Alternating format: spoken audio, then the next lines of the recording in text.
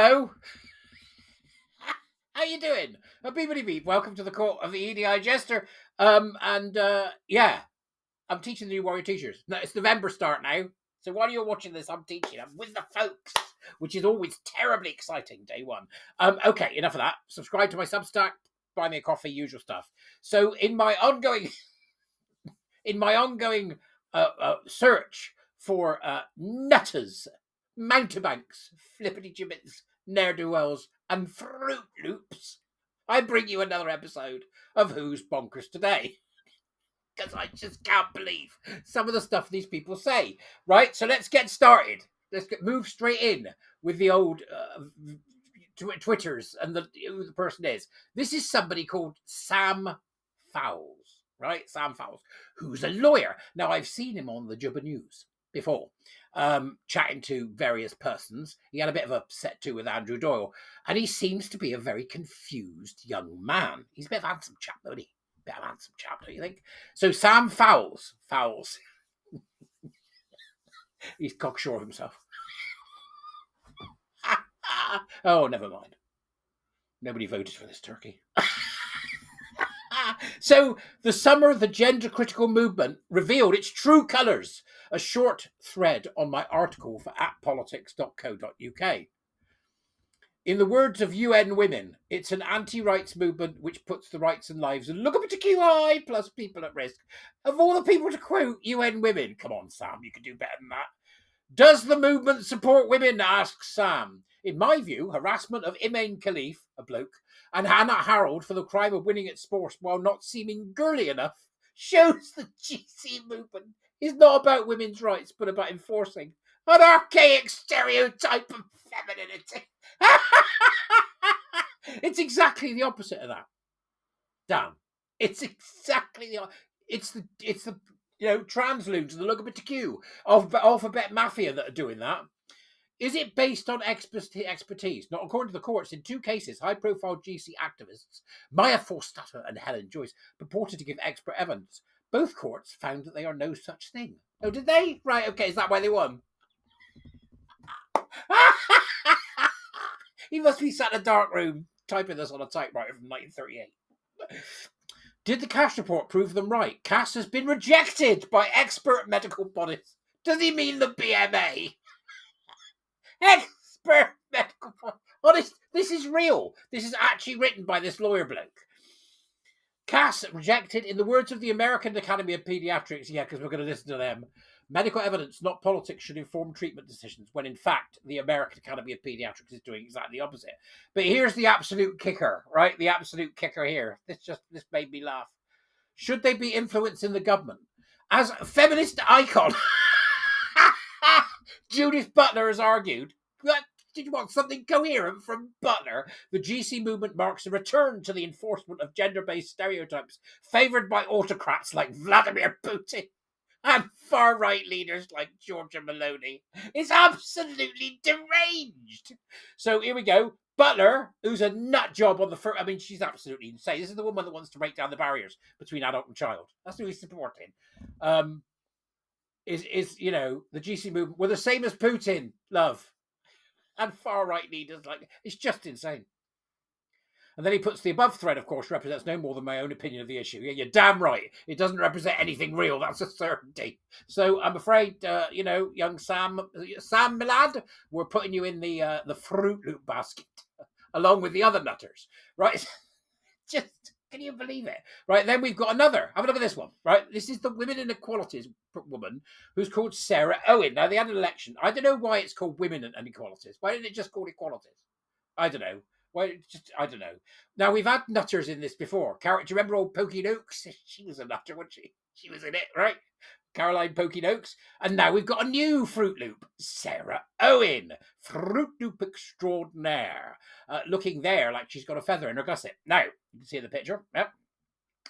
She has become the head, the chair of the Women Inequalities Committee, which are a bunch of nonsense merchants who've done all sorts of damage, but they're in Parliament, so obviously they're quite important. And you can read more about that on the website. All links, as usual, in the Dubris, okay? Now, and it says, then somebody's put here, Ian G has said, shouldn't that be the chair of the Women plus Men who think they're women and Equalities Committee? And underneath, we've got Sarah Owen MP from November the 14th, 2020. Trans rights, human rights. Trans men are men. Trans women are women. Need I say any more? We've got another Fruit Loop at the Women Equality Committees. It's just extraordinary that she's done that. Look at it: trans rights, human rights, blah blah blah blah blah. Sarah, you nonsense merchant! I'm putting you in the fruit bowl with the other fella. Oh, into the Fruit Loop bowl goes Sarah Owen. Now, then it gets a bit more serious. So what we have then is, now, do you remember over the last few days, I've covered this mountebank, Professor Sharon Cowan, an academic, effluent flinger from Edinburgh University, and feminist here, who's given us this nice tweet, this selection of tweets, is on fire at the moment. That was where I got my original information from.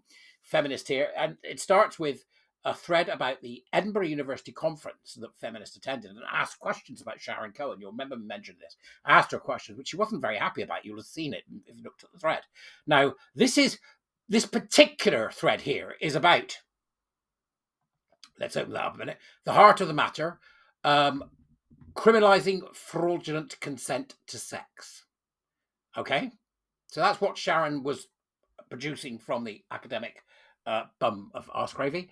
And the abstract is that this tone of the paper, we wouldn't want to hold these criminals responsible who knowingly infect people with HIV, who conceal their trans identity and sexually assault or rape people, right?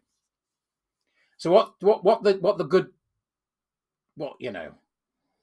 the gender professor is saying is, this article offers a feminist and queer critique of recent fraudulent sexual consent cases, arguing that the application of criminal law here signals a failure to acknowledge the stigmatization and social exclusion of already structurally disadvantaged defendants. In particular, the article examined cases involving those living with HIV who failed to disclose their HIV status. Right? So what she's arguing for is that trans and non-binary lunatics, right, and gender fluid rabbits, whoever it may be, right, non-binary badgers, right, shouldn't be held to account if they practice sex by deception. That's the first thing. Now, what she then does is, in a clever mixing of two things, a bit of forced teaming, she brings in people who've got HIV, right, and then she tries to attach these lunatic genderites who are just nuts. They think they're something they're not, to people who've got HIV.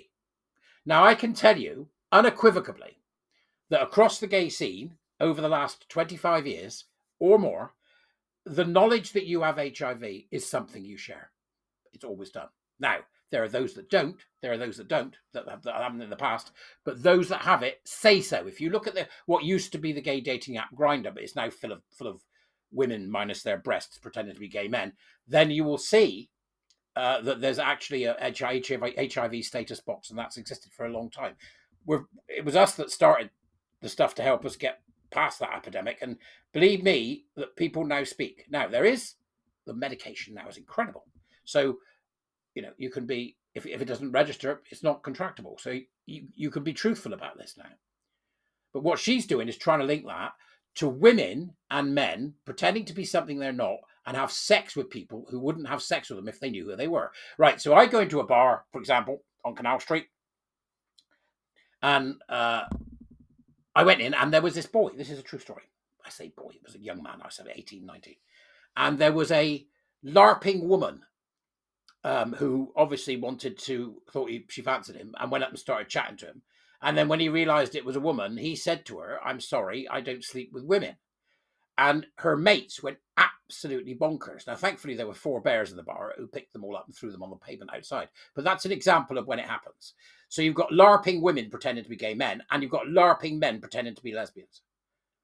And this individual, this is the one that's attached to Edinburgh Rape Crisis Centre, Sharon Cowan, thinks that we shouldn't be doing that because these people have got too many oppression points already. So what she's doing is practicing intersectionality by dragging in people who have HIV and force teaming them with lying criminals.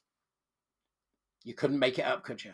That's her. That's what she's doing. Okay. So Feminist has given us this great section of tweets and the original documentation, asking, so you can have a look, asking you to have a look and see. See, here we can see academic language used with bad faith comparisons, begging the question. On the other hand, most jurisdictions do not criminalize those who deceive a sexual partner as to their race, religion, class, marital status, or level of income. It's just insane to imagine that the very fundamental nature of us, which is who, our sexuality, she thinks is fluid and can be dismissed straight away. It goes on, and there's plenty for you to get your teeth into. It's a really interesting thread. And then